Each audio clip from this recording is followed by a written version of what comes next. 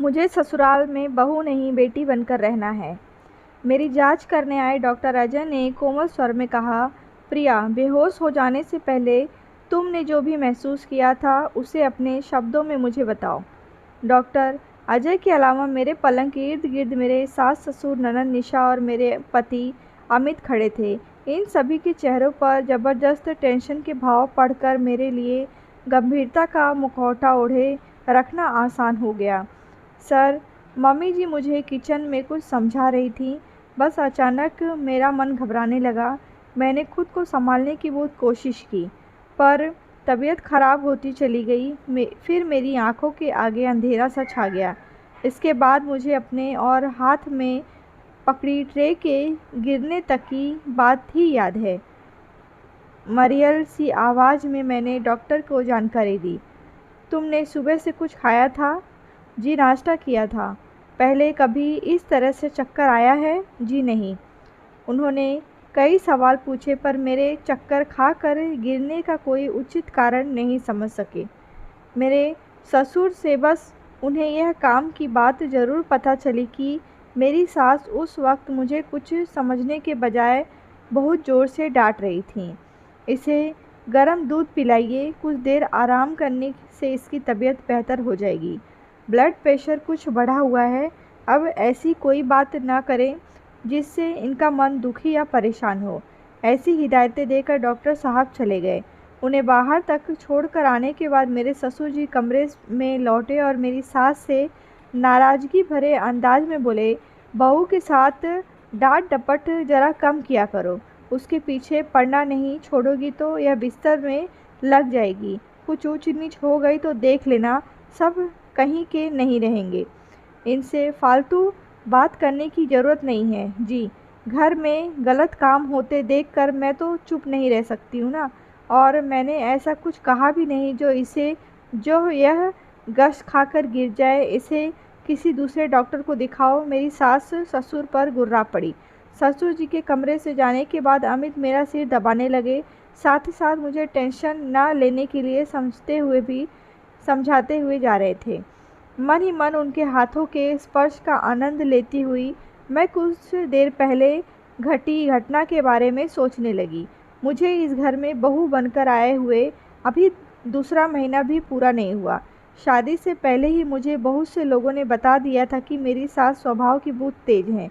तभी मेरी जेठानी उनसे तंग आकर अपनी शादी के 6 महीने बाद ही घर से अलग होकर किराए के मकान में रहने चली गई थी। मैंने सोच लिया था कि सास ससुर को छोड़कर नहीं जाऊंगी, क्योंकि हम दोनों के प्रेम विवाह में बहुत सी अड़चनें आई थीं। पंडितों ने मेरी कुंडली में 1000 दोष निकाल दिए थे और माता पिता फालतू में पैसे देकर दोष निवारण करते रहे थे। मेरी सास ने तो एक ही वाक्य बोला था, अमित को पसंद है तो और क्या देखना, बाकी मैं संभाल लूँगी। तब तो मुझे बाकी में संभाल लूँगी का मतलब समझ नहीं आया था, पर अब समझ आने लगा था। मेरी सास ने पहले दिन से ही मुझ पर अपना रौब जमाने का अभियान छेड़ दिया था। मेरे पहनने ओढ़ने उठने बैठने और हंसने बोलने के ढंग में उन्हें कोई न कोई कमी नज़र आ ही जाती थी। उनकी अब तक की टोका टाकी को मैं किसी तरह बर्दाश्त करती रही, पर आज तो अति हो गई। इसकी माँ ने इसे कुछ सिखाया नहीं। हमारे पल्ले कैसे फूहड़ बहू पड़ी है। इसकी सुंदर शक्ल सूरत को अब क्या हम चाटें? यह अमित भी न जाने कैसे इसे पसंद कर बैठा। मेरी सास मुझे और मेरे मायके वालों को लगातार बेइज्जत किए जा रही थी और अमित को भी कोसती जा रही थी। मेरी गलती बहुत बड़ी नहीं थी। आलू गोभी की सब्जी आंच पर रख कर मैं नहाने चली गई थी। मुझे ध्यान नहीं रहा और नहा कर आने के बाद मोबाइल पर लग गई। तब तक सब्जी जल गई। सासू जी ने वॉक से लौटते ही मौके का फ़ायदा उठाया और मुझे व मेरे माता पिता को जमकर कहना शुरू कर दिया। मैं डाइनिंग टेबल से ट्रे में कप प्लेट रख कर ला रही थी, पर मेरे सब्र का बांध टूटा तो मारे गुस्से से मेरे हाथ पैर कांपने लगे। क्रोध में उबलता खून हाथ से पकड़ी ट्रे की दीवार पर दे मारने के लिए मेरे मन को उकसा रहा था। अपने गुस्से को काबू में रखने के लिए मुझे पूरी ताकत लगानी पड़ रही थी। मेरे अंदर चल रहे तूफान से अनजान सासू जी लगातार बोले जा रही थीं।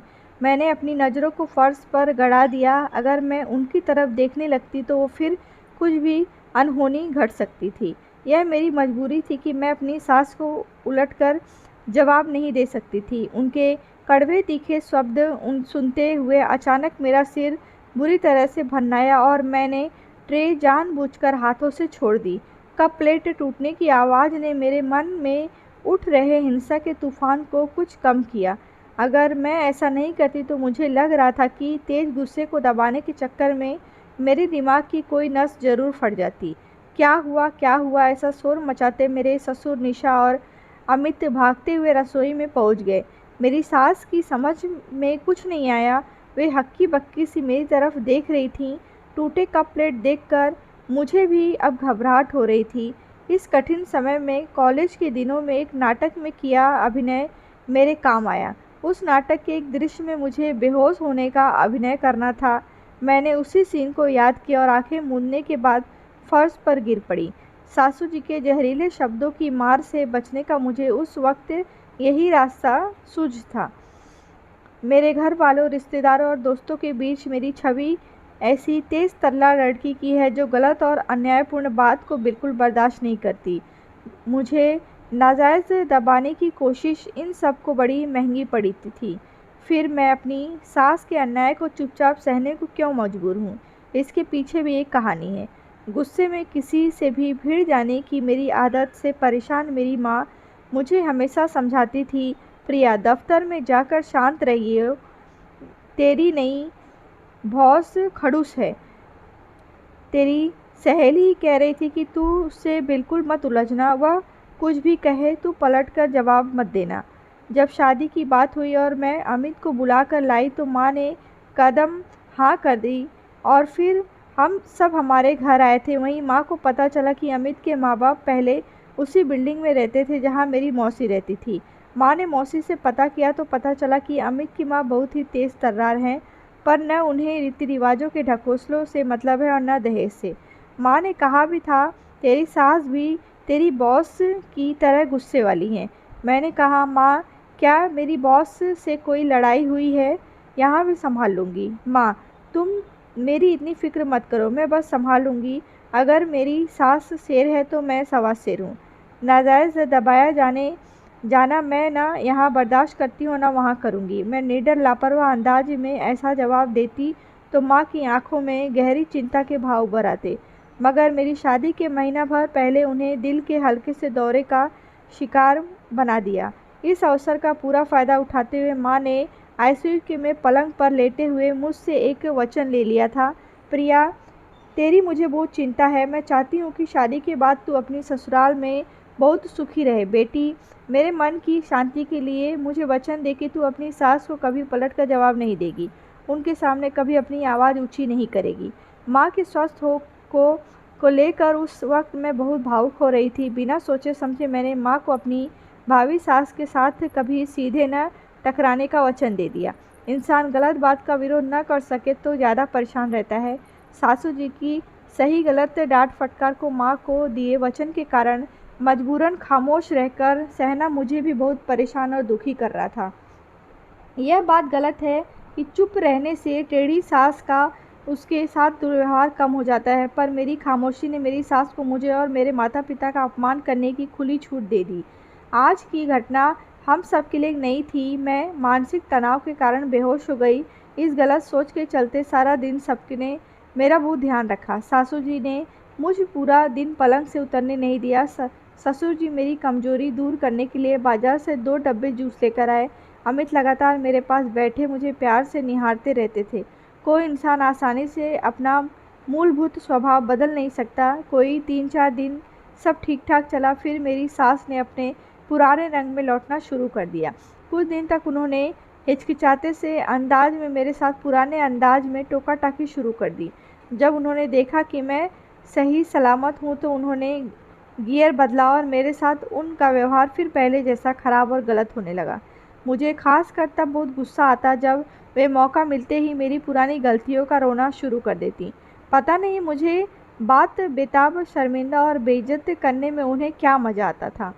माँ को दिए वचन से ने एक तरफ मेरा मुंह सिला हुआ था और दूसरी तरफ सासू जी के जहरीले शब्दों ने मेरी सुख शांति नष्ट कर रखी थी।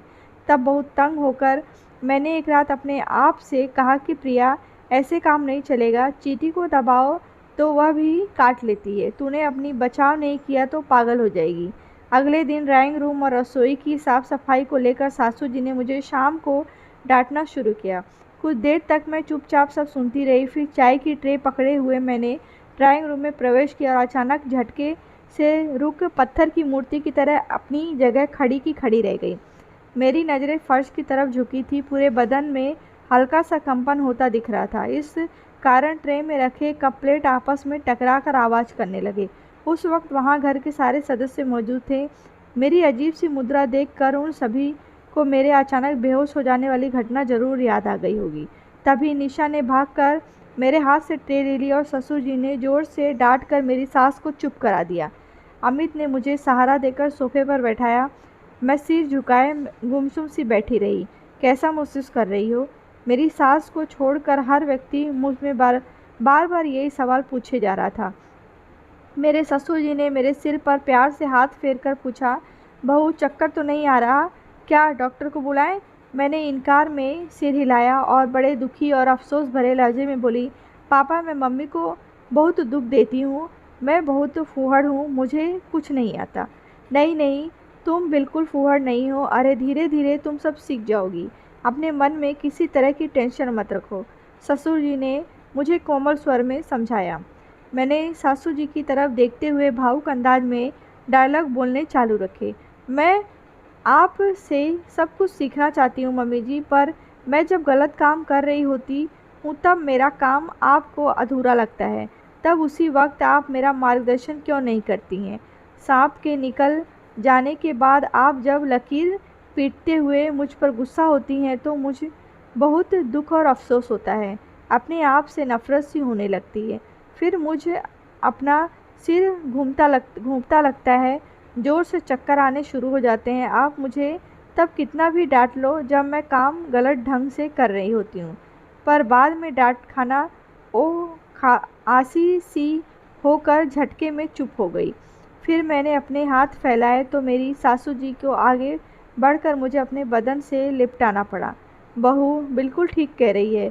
मेरे ससुर जी एकदम जोश से भर उठे।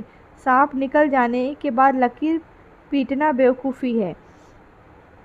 आगे से इस घर में कोई भी अगर किसी को कुछ समझाए या डांटे तो यह काम उसी वक्त हो जब काम चल रहा हो। बाद में गड़े मुर्दे उखाड़ते हुए घर का माहौल ख़राब करने की किसी की कोई ज़रूरत नहीं है। ससुर जी के विरोध से आवाज़ उठाने की किसी की हिम्मत नहीं हुई। मेरी आंखों में नज़र आ रहे आंसू को देखकर मेरी सास का मन भी पसीजा और वे मुझे देर तक प्यार करती रहीं। सास के निकल जाने के बाद लकीर मत पीटो, उस दिन के बाद से घर के अंदर यह वाक्य बहुत ज़्यादा बोला जाने लगा। कोई भी पुरानी बात उठाकर किसी से उलझने की कोशिश करता तो उसे फ़ौरन यही वाक्य सुनाकर चुप करा दिया जाता। मुझे इन शब्दों को बोलने की ज़रूरत नहीं पड़ती थी। मेरा तो पत्थर की मूर्ति वाली मुद्रा बना लेना ही काफ़ी रहता और मेरी सास फ़ौरन नाराज़गी भरे अंदाज में खामोश हो जाती थी। एक शाम उन्होंने मुझे सुबह देर से उठकर आने के लिए डांटना चालू ही रखा तो उन्होंने ससुर जी से ज़ोरदार डांट पड़ गई। मेरी इस घर में जो कोई इज्जत नहीं रह गई है उसके लिए सिर्फ आप जिम्मेदार हो। सासू जी ने अपनी पति से नाराज़गी जाहिर करते हुए अचानक रोना शुरू कर दिया। ज़िंदगी भर मुझसे यह इंसान कभी ढंग से नहीं बोला, कभी मुझे प्यार नहीं किया। यह शिकायत तब करना जब प्यार लेन देन का मौका सामने हो। मैंने तुम्हारे सारे गिले शिकवे दूर न कर दिए तो कहना।